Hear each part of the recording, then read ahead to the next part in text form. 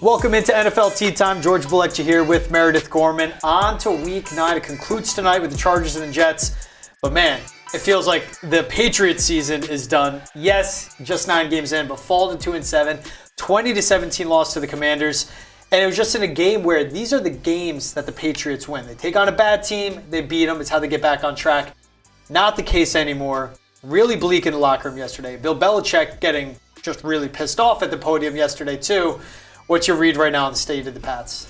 Yeah, it's really hard because I think they've done a good job of keeping their heads up despite the situation in games before when they've faced, some adversity this season. But it's getting to the point now where you are at the point of no return. Like, it's kind of clear that this team isn't going to be a solid team in any way this year. And so it's sort of like, what are they playing for at this point? And you could even tell, Patriots ownership seems to be getting a little bit tired of the situation too during the game yesterday.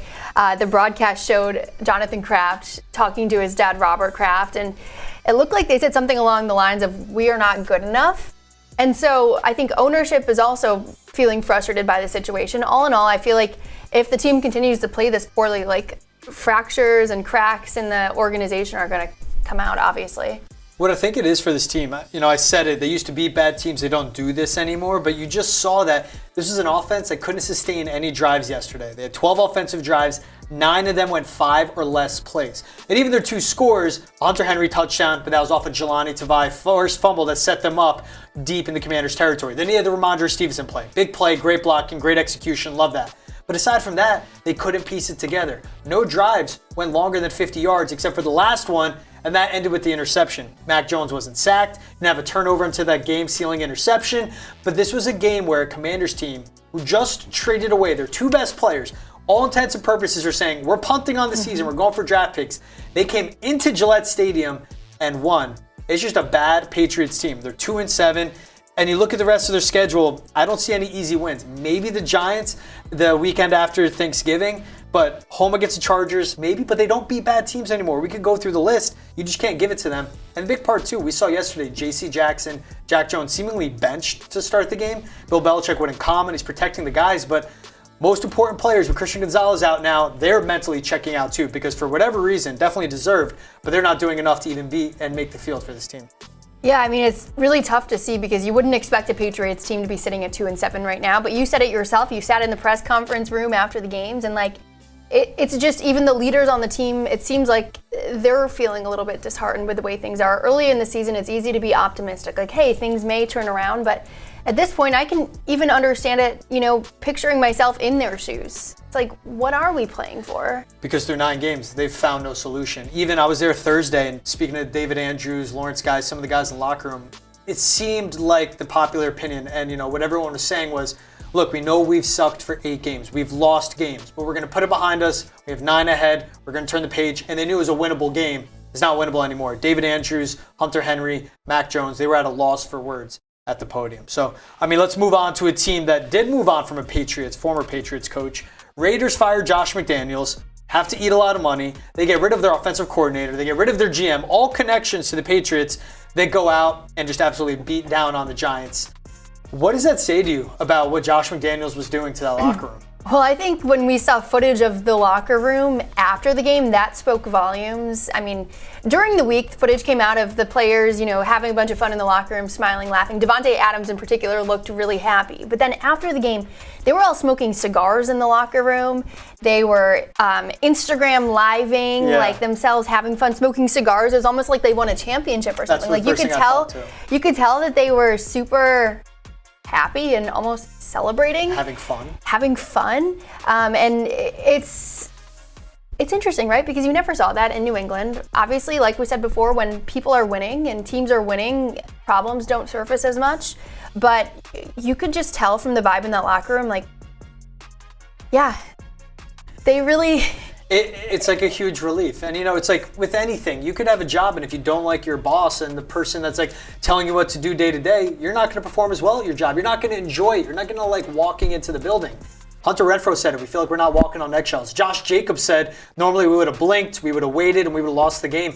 Instead, they just went out and they played to win. They put up 24 points and a half. With Josh McDaniels, they never scored 21 or more points in a full game this season. it just shows what it did to the offense and with the talent. Josh Jacobs, Devontae Adams, Hunter Renfrow. Aiden O'Connell started at quarterback. He let loose, let it rip, no interceptions, no turnovers, and they won a game. I know it's crazy to see because you have to feel a little bit bad for Josh McDaniels and some of the coaching staff, because if you're watching that game from afar and you're seeing the players in the locker room like that, I mean, it's shocking. Again, and I think we're used to covering the Patriots where it's very buttoned up. People aren't always sharing exactly how they're feeling. But when things like that come out of the Raiders locker room, you're like, wow, it really must have been worse maybe than people thought. To me, it's the nicest way possible for these guys, these players to go out and say, look, we hated it. We hated playing for them. Instead, they're saying, what's good now? You see in the celebration, the relief they have. It's back to being fun football. Shout out to Antonio Pierce. I mean, never was a head coach in NFL ever before, and led that team to success. The offensive coordinator took over play calling, never called an NFL game before. Boom, puts up the most points they have all season long. So it looks like the Raiders having fun. And if that's not the craziest thing we saw yesterday, Josh Dobbs, a few days after being traded from the Cardinals, who he's starting quarterback for, to the Vikings with Kirk Cousins going down with a torn Achilles, steps in as he was the backup quarterback in the game, leads him to a game-winning drive and a win in Atlanta. What's even crazier, we hear the details coming out. He never took a rep with the offense. He never took a snap from the starting center. They literally had to learn the cadence on the sidelines. He didn't know the playbook. It's crazy. Jordan Addison was saying, this is what's going to happen. These are the plays. But he just went out, played, no turnovers, over 250 total yards of offense, 3 total touchdowns from him, and the Vikings won. It's crazy. I think everybody, when they saw Kirk Cousins go down and that whole situation, it felt like there was no hope for the Vikings. And then Josh Dobbs steps in, and it's kind of an amazing story, like a sports story there where I think he didn't know any of the players' names. Yeah, he said that's for next week. Next week, he really, you have to give this guy so much credit for just really dialing up the intensity and being locked in for a moment like that, and it actually working out. Because gosh, I mean, learning a new playbook, we hear guys say that when they come to the Patriots organization or when they go to other teams, trying to learn a new playbook really fast is insane, and especially at quarterback. I mean, it's extremely intricate, so I give him so much credit, but that was so crazy. And that's with Cam Akers going down, KJ Osborne going down, Christian Darrisaw, they're all world left tackle as a late scratch. This is a guy that came in, and I saw a clip of it. The offensive line, as he realized he had to go in, he got with the center, went over the cadence. The offensive line, starting 5, got around him. He's like, listen to my voice. Does that sound good? They're like, yeah, it checks out. It goes. It's also a credit to the Minnesota Vikings because you have to rally around that guy. You have to support him. He certainly needed it, and they did so. Also, a credit to Kevin O'Connell, the head coach, one of the best play callers in the NFL. Kirk Cousins was playing at an MVP level before he went down. In comes Josh Dobbs, a guy that doesn't know your playbook. You still lead him to success, and you get a win. It's not just how he played. It's a final result. It says a lot about the buy-in from this entire Minnesota Vikings team. I mean, you can't put into words how difficult it is. Imagine you never drove a car and then someone drops you into the back roads of Europe and you have to drive a stick shift manual truck through mountainous roads. That's what he basically just did.